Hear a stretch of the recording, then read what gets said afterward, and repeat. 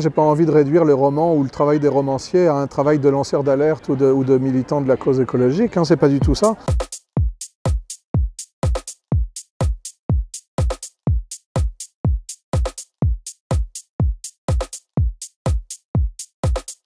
Je ne suis pas un militant écologiste qui se mettrait à faire un roman pour démontrer sa cause. C'est plutôt l'inverse en fait.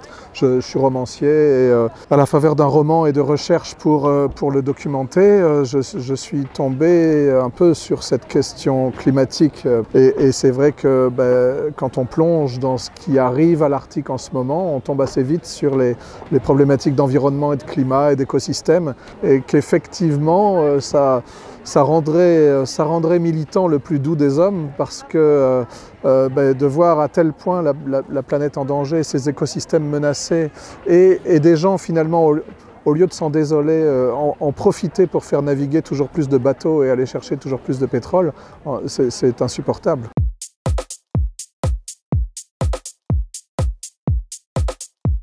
Je pense que la fiction a vraiment un rôle à jouer pour dire notre monde et ses enjeux et les dangers que nous traversons, parce que la fiction, elle fait ça justement. Elle annonce les choses comme si elles s'étaient déjà produites. S'agissant de l'Arctique, malheureusement c'est vrai, c'est-à-dire tout ce qu'on entend sur les conférences pour le climat, on va essayer de limiter à 1,5 les augmentations de température, etc.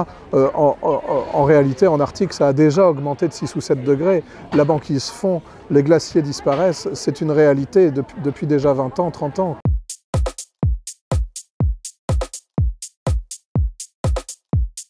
Alors je ne sais pas si c'est plus efficace, parce qu'en même temps, j'ai pas envie de réduire le roman ou le travail des romanciers à un travail de lanceur d'alerte ou de militant de la cause écologique, c'est pas du tout ça. Je pense que ça fait réfléchir d'un autre point de vue aussi, et puis à taille humaine. Moi, mes personnages sont des anonymes comme nous, qui vivent des histoires d'amour ou de trahison, qui essayent de se retrouver et qui essayent malgré tout de survivre à toutes ces catastrophes qui nous arrivent. Et ça raconte un peu ça, notre boulot quotidien pour nous ressaisir et continuer d'avancer malgré tout.